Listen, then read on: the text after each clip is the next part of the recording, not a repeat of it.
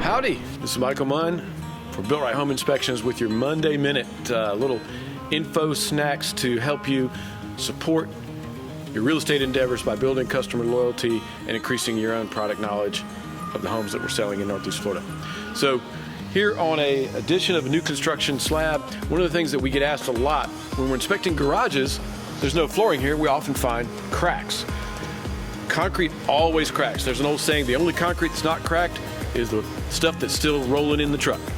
Otherwise, as it shrinks and as it dries, we get micro cracks that happen. Underneath the finished floors of the house, there's carpet, there's tile, there's whatever on there that covers it up.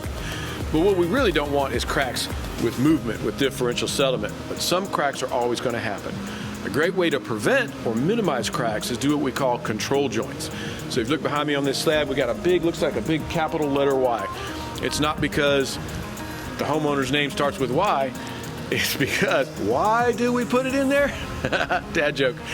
We put it in there because we cut a slight groove along that shape, and what that's doing is creating a weak space so that we're giving it a place to crack. That way the crack will happen inside of that control joint, so it's just cosmetically more acceptable, more pleasing, because we know it's going to crack anyway. So we're just giving it a spot to crack in a controlled fashion. That's why we call it a control joint. We're controlling where the crack happens. So when you see that in a garage, that's what that's for.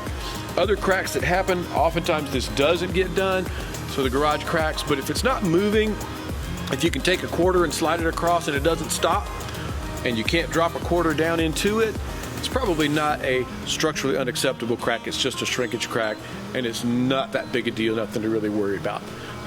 If this quarter stops when you slide it across, or if the quarter falls down in it, number one, you just lost a quarter, or number two, that is an indicator it's probably time to call a structural engineer and see if something is moving, is settling because of a soil condition. It's usually not the concrete's fault, it's the soil that the concrete is sitting on that's giving way and allowing things to move once we put weight on it. So keep an eye out for that when you're walking through garages. Don't get too excited about cracks when you see them.